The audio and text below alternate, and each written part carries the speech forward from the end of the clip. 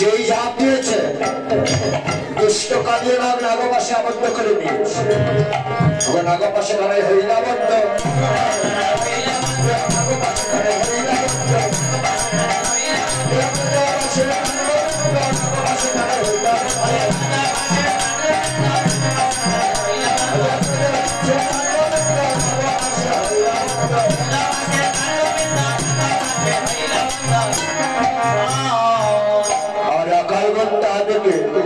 কেহ মূর্ছিত হয়ে পড়েছে, কেহ দূরায় বরাবরই দিয়ে কাঁদছে। কাঁদিয়ে আসো বলে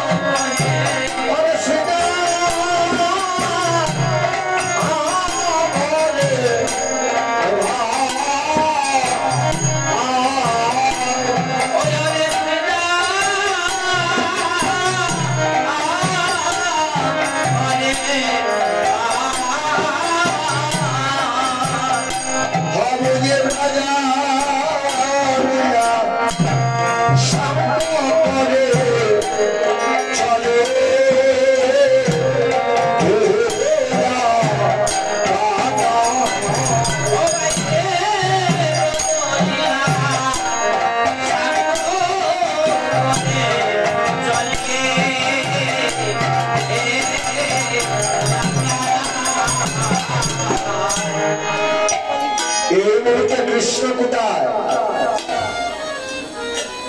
কালীনের জলে কালীয় নাম নাগপাশে আবদ্ধ করে নিয়েছে। যেই ঘটনাটা ঘটেছে নন্দনের বাৎসল্যম নবময়ী মা যশোমতী নানা মঙ্গলের লক্ষণ দেখছে। মায়ের মন্ত্র সন্তানের কোথাও যদি কোনো বিপদ হয় মা কিন্তু ঘরে বসে সেটা বুঝতে পারে। মা দেখছেন কি চারিদিকে অন্ধকারের কালো ছায়া গ্রাস করেছে।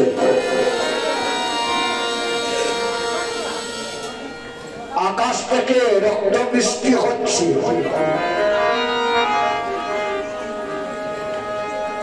চমকে উঠেছে নাকি? এটা তো অমঙ্গল।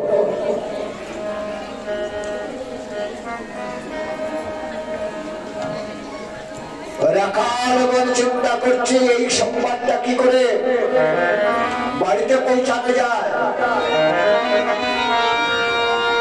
কে যাবে এই সংবাদ বহন করতে। দেখবেন ভালো সংবাদই যে কোনো জন্য বহন করে, কিন্তু দুঃসংবাদ কেউ কাউকে বলতে পারে না। কে আছে মা যশোমতীকে গিয়ে বলছে, মা গো তোমার একমাত্র সন্তান তোমার আদরের গোপাল আর নেই, কত করুন। কিন্তু সংবাদ যতই নিষ্ঠুর হোক সেটা পৌঁছাতে হবে। শ্রীরাম রাজি হয়ে যায়, আমি জানি। নন্দ মহারাজকে বলছেন, হে রাজন, আমি চারিদিকে অমঙ্গলের কালো ছায়া দেখতে পাচ্ছি। আমার মনে হয় কি জানো, যেন দিবসেতে হলো রে নিশি,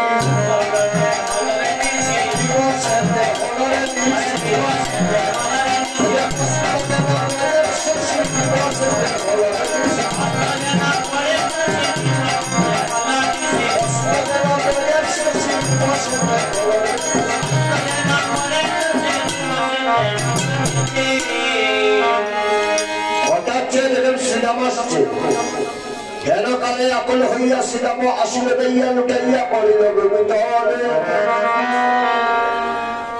শ্রীরাম দোলায় উঠিয়ে পড়েছে, কাঁদিয়া কাঁদিয়া দোলাতে লুটায়,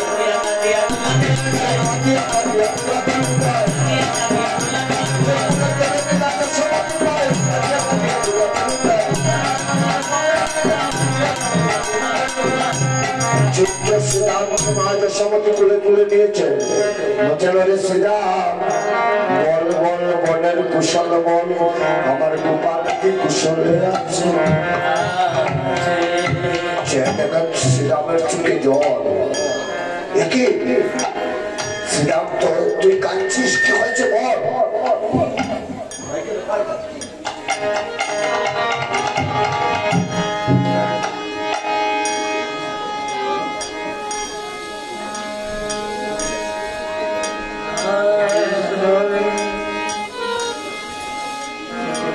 শ্রীরামচন্দ্র চোখে জল কেন, কি হয়েছে বল। কি বলবো বুঝতে পারছে না। কি মুখেতে শরণাবাণী মগে ডুবলো কারাই কালী দয়ের জল। যেই বলেছে এহেন নিদারুণ বাণী শ্রবণ শুনিয়া ভূমিতে করিলা রামে অচৈতন্য হইয়া। খবরটা শুধু নন্দালয়ের ভিতরে সীমাবদ্ধ থাকলো না, সমস্ত বকুল বৃন্দাবনে ছড়িয়ে পড়ল। কি নন্দ মহারাজের একমাত্র সন্তান, আমাদের ব্রজবাসীগণের প্রাণের প্রাণ কৃষ্ণ নেই। সমস্ত বকুল বৃন্দাবনে আজ দাঁড়িয়ে উঠিল।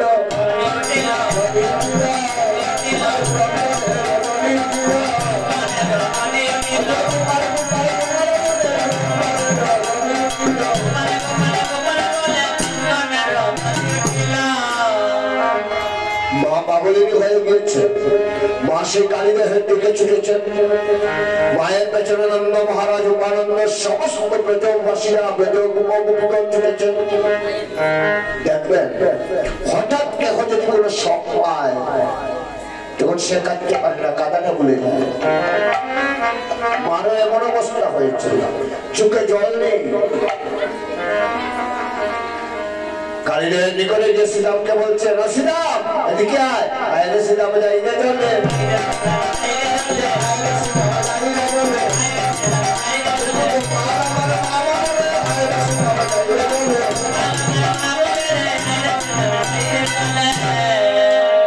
সর্বনাশ।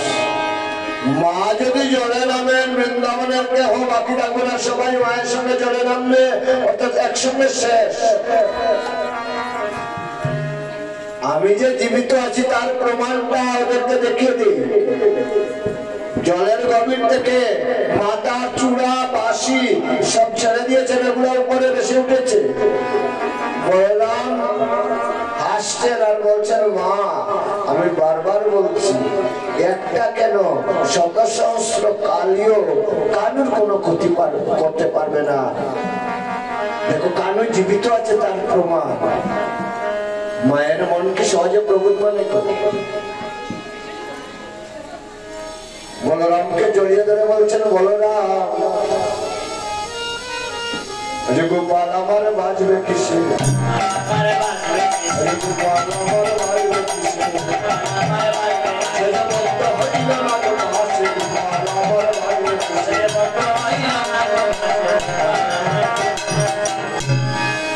এবার উচ্চস্বরে কান্না করছে। এটার সময় কান্না করেননি, পাগলের মতো প্রলাপ করেছেন, আবার কান্না করছে। কিভাবে কান্না করছেন? মহাজন ভাব দিচ্ছে, ব্রজে কাঁদে ব্রজেশ্বরী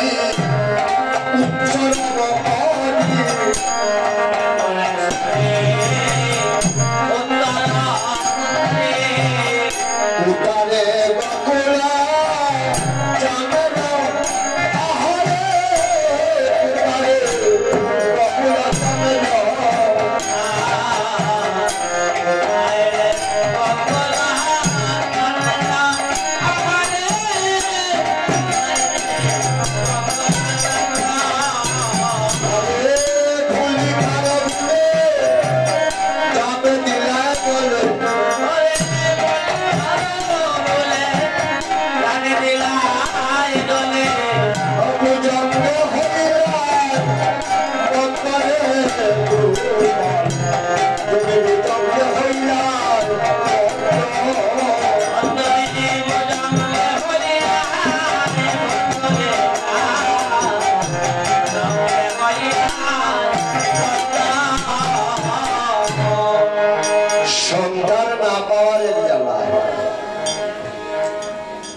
সন্তানের মুখ দর্শন করছেন করেননি, সেটাই তারাই সেটা বুঝতে পারবে।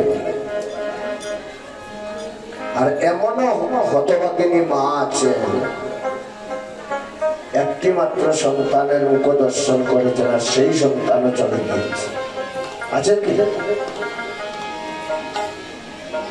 আজ এই মুহূর্তে মা যশোমতীর এমন অবস্থা।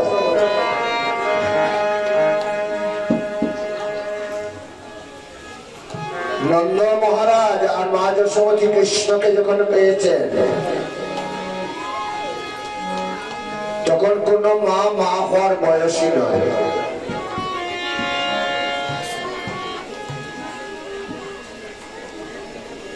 বলছেন আমি যখন নিঃসন্তান ছিলাম তখন তো ভালোই ছিলাম।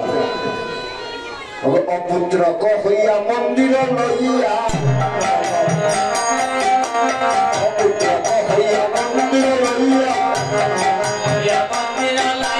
ছিলাম পরম সুখে, আরে ছিলাম পরম সুখে।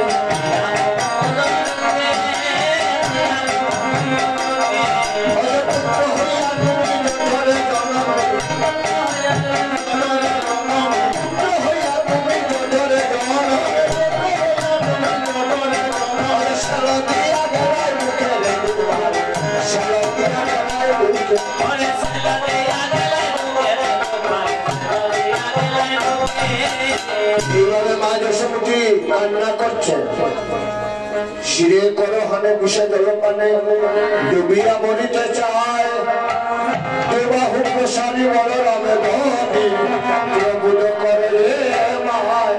মা তুমি জলে ঝাঁপ দিতে চাইছো, জলে ঝাঁপ দিলে কি সন্তানের জ্বালাটা দূরীভূত হয়ে যাবে? সন্তানের বিরহ, সন্তানের জ্বালা এমন এক জ্বালা মা, সন্তান তাপ মহাতাপ, যায় না মা জলে দিলে যান। এদিকে জলের গভীরে থেকে অন্তর্যামী ভক্তবৎসল ভগবান চিন্তা করছেন আর বিলম্ব হবে, এবার যদি আমি দেখা না দিই অঘটন ঘটে যাবে, এবার আমাকে দেখা দিতেই হবে। অনেক লীলা রম্য চলছে কালির সঙ্গে। মাননীয় সজ্জন মন্ডলী, আমারও নির্ধারিত সময় শেষ হওয়ার পর কালী দমন লীলায় আরো অনেক কথা আছে, অনেক বৈষ্ণব মহাজনীয় পদ আছে। যেহেতু আমার নির্ধারিত সময় 5টা অবধি, তার মধ্যে আমাকে লীলায় বিশ্রাম দিতে হবে। আমার পরবর্তী কীর্তন নিয়ে আসবেন। আমি আবার আসবো রাত্রি 1টার সময়। আমি খুব ভালো করেই জানি রাত্রি 1টার সময় এসে আপনাদেরকে পাবো না। পাবো?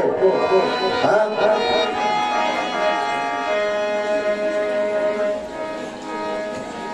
রাত্রিবেলা কারা কারা থাকবেন না একবার হাত তুলেন। কারা কারা থাকবেন না একবার হাত তুলেন। হ্যাঁ, তাই না? কে যাই বাকি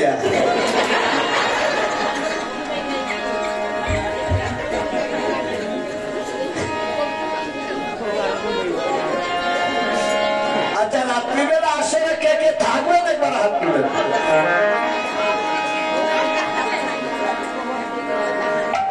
বাদে তো বোঝা যাবে।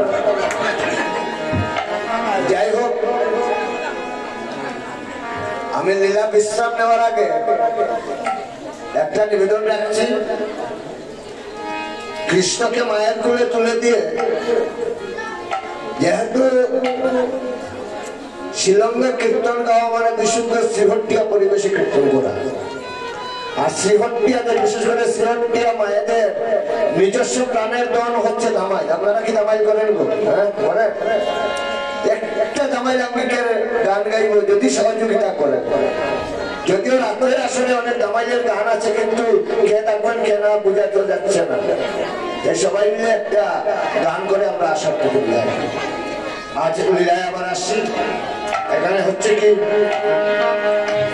ব্রজবাসী গণ দেখি জীবন শেষ,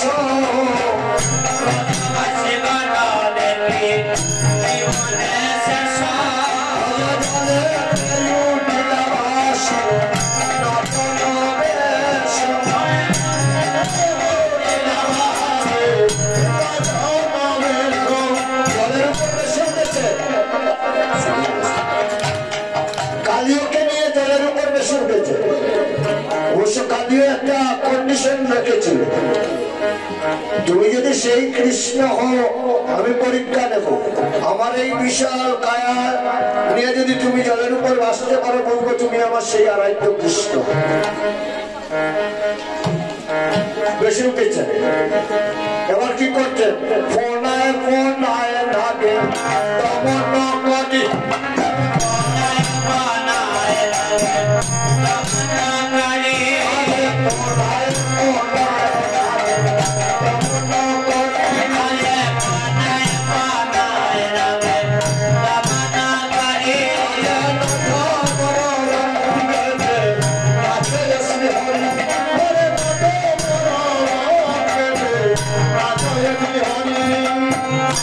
একটা করে ফোনাভঙ্গ করছে।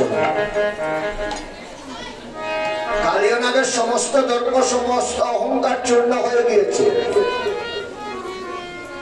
বাঙ্গিল দরপ ভুজঙ্গ ঈশ, উগার সগন কালকুট ভীষ। মাতার মধ্যে চরণ দিয়ে নৃত্য করছেন, মধুর মধুর নৃত্য। এখানে ঐশ্বর্য এবং মাধুর্যের একত্র প্রকাশ। কালিয়াকে দমন করছেন, কালিয়ার ফনাভঙ্গ করছেন, এটা ভগবানের ঐশ্বর্য। আর মধুর মধুর নৃত্য করছেন, এটা ভগবানের মাধুর্য। এরকম লীলা বৃন্দাবনে আরেকবার হয়েছিল, যেদিন পুতনাকে উদ্ধার করেছেন, পুতনার প্রাণ হরণ করেছেন, এটা ভগবানের ঐশ্বর্য। আর স্তনপান করেছিলেন, এটা ভগবানের মাধুর্য। প্রশ্ন হতে পারে না, যোগী ঋষি যুগ যুগ তপস্যা করে যার চরণ পায় না, একটা বিষধর সাপ, তার এমন কি পুণ্য যার ফলে ভগবান তার ধ্বজা বজ্রাঙ্কুশ চিহ্ন, চরণ চিহ্ন তার মস্তকে রাখছেন। একদম সংক্ষেপে বলছি,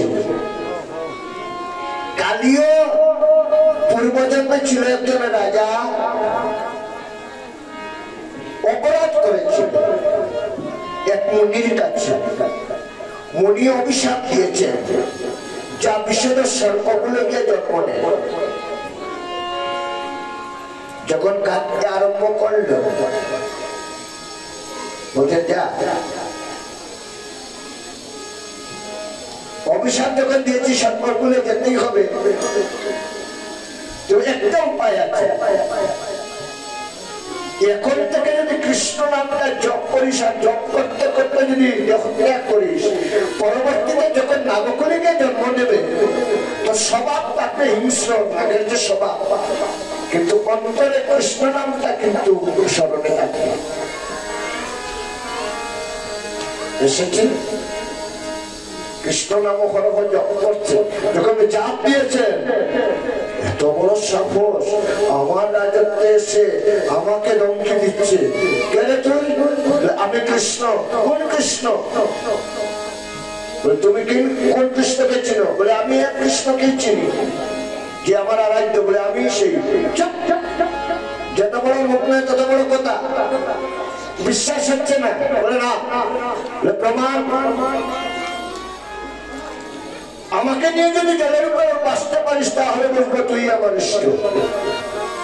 বেশি উঠেছেন, ফনায় ফনায় বঙ্গ করছেন। কোন এক শাস্ত্রকার বলেছেন, কালিয়ার প্রথমে কিন্তু সহস্র ফনা ছিল না, একটা ফনা ছিল। যখন এক ফনার মধ্যে নৃত্য করছেন, তখন মনে মনে ভাবছে, হে ভগবান, তোমার এই চরণ তো পারে না, এই চিত্ত মস্তকের উপর তুমি নৃত্য করছো। আমার যদি সহস্র ফনা থাকতো, তুমি কত স্বচ্ছন্দে নৃত্য করতে পারতে। যেই মনের মধ্যে ইচ্ছার উদ্যম হয়েছে, সব সঙ্গে সঙ্গে সহস্র ফনা হয়ে গিয়েছে। বাঙ্গিল দর ভুজঙ্গ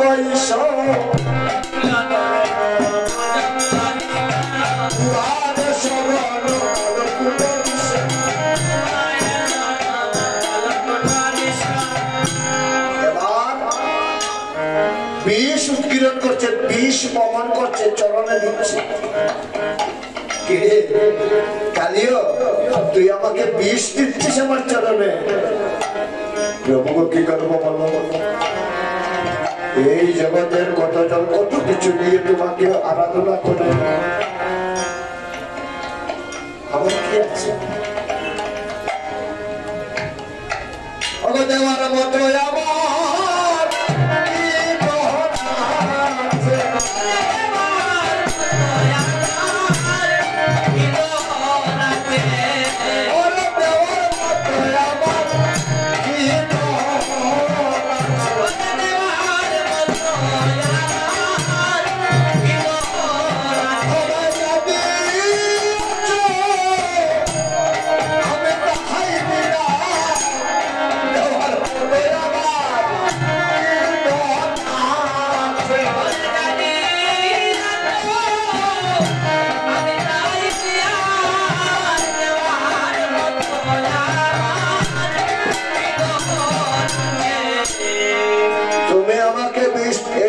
জগতে ভক্তরা তোমাকে কত কিছু দিয়ে ভজনা করে, কোনটা কি তাদের নিজস্ব? আমরা ভগবানকে এই দেব, সেই দেব, এই দিলাম, সেই দিলাম, আমার কি আছে দেবার মতো? সে দিয়েছে বলে আমরা পেয়েছি, তার দম নেই আমাদের খবরায়। কালিও বলছে, প্রভু গো, আমাদের কোনো কিছু দাওনি, একমাত্র দিয়েছ বিষ। তুমি যা দিয়েছ আজই তা দিয়ে আমি তোমাকে অর্ঘ্য দিলাম। চারিদিকে নাগপত্নীগণ দাঁড়িয়ে আছে। নাগপত্নীগণ কিন্তু পরমা ভক্তি হতো। নাগাঙ্গ না সবে করয় স্তুতি, নাগাঙ্গ না সবে করয় স্তুতি,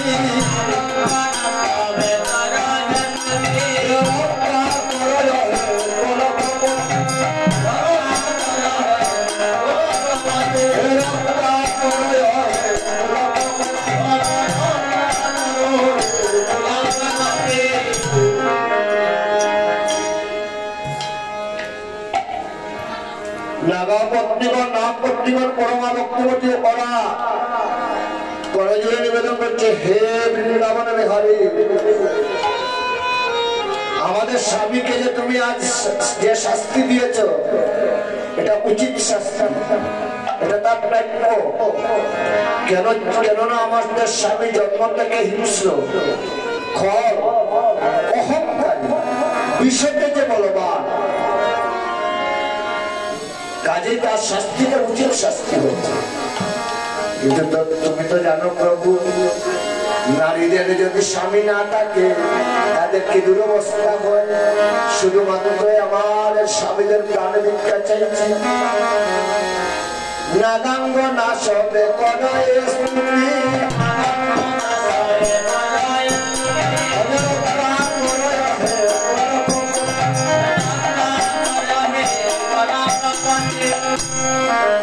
সেরে দিলেন কালিয়া।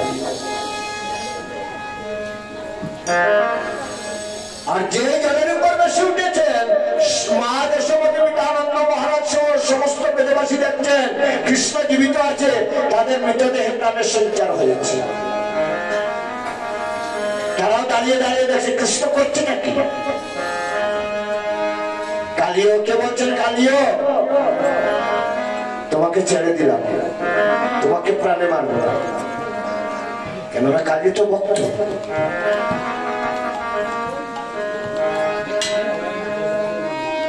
ভক্তি জিনিসটা কখনো নষ্ট হয় না, কোন না কোন কারণে চাপা পড়তে পারে না। তুমি এখান থেকে চলে যাও, আজ এই মুহূর্তে বৃন্দাবন ছেড়ে তোমাকে চলে যেতে হবে। কোথায় যাবো প্রভু? কেননা কেন তোমাদের নাগদের যে বাসস্থান রমণদ্বীপ, সেখানে চলে যাও। রমা সেখানে গেলেই তো আবার গরুর আক্রমণ করবে। না না না, গরুর আর আক্রমণ করবে না, গরুর তোমাদের আর কোনো ক্ষতি করবে না। গরুর যখনই যেতে তোমার মাথার উপর আমার ধ্বজপঞ্চম বসে চলন চিহ্ন, তোমার আর কোনো ক্ষতি করবে না। ঠিক আছে, নিজ পত্নীগণকে নিয়ে রওনা দেবে, ওখানে দাঁড়াও। তোমার মাধ্যমে সমস্ত নাগদের প্রতি, নাগকুলের প্রতি আমার একটা আদেশ, অর্ডার। আমি লীলার শুরুতেই বলেছিলাম এই লীলার দুটা বৈশিষ্ট্য আছে। একটা বৈশিষ্ট্য এই লীলা ভাগবতে বর্ণিত লীলা, আর দ্বিতীয় বৈশিষ্ট্য বলেছিলাম লীলার শেষে আমি বলবো। এবার বলছি যে তোমার মাধ্যমে সমস্ত নাগদের প্রতি আমার আদেশ এটাই, আজকে যে তোমার সঙ্গে আমার লীলা, এই লীলা আমার যে ভক্ত স্মরণ করবে, কীর্তন করবে, পাঠ করবে, শ্রবণ করবে, কোনো না কোনো ভাবে স্মরণ করবে, কালিও আমার সেই ভক্ত যেন কোনোদিন তোমাদের নাগদের দ্বারা কোনো ক্ষতিগ্রস্ত না হয়, নাগদের থেকে যেন কোনো ভয় না পায়। এটাই হচ্ছে এই লীলার বৈশিষ্ট্য।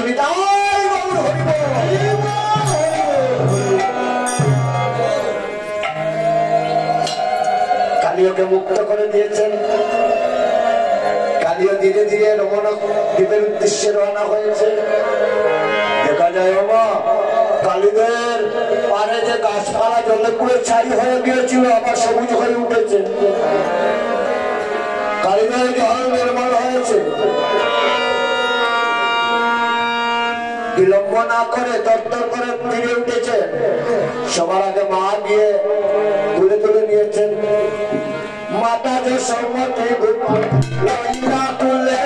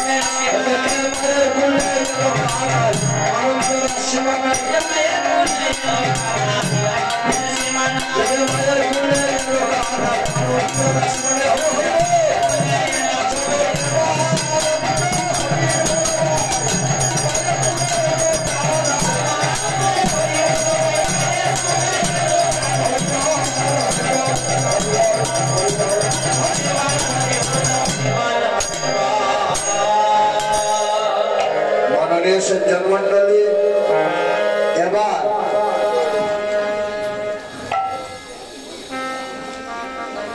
আমি আগেই বলছি হয়তো অনেকে থাকবেন হয়তো অনেকে পাবো না রাত্রে আসরে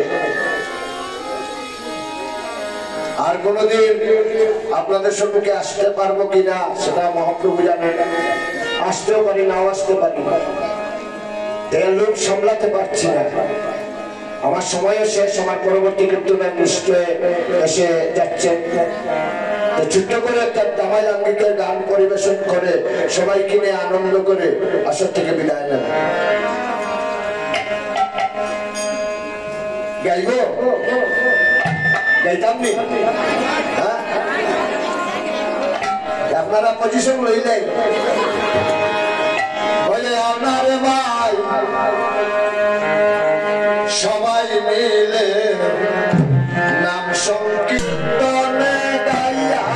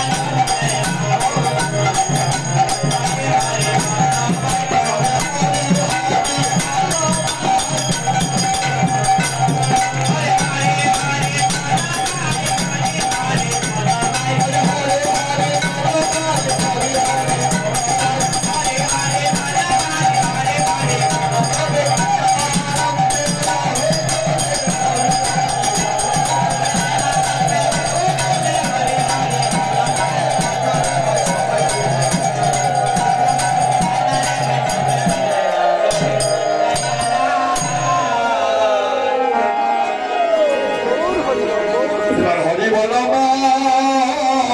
কৃষ্ণ বল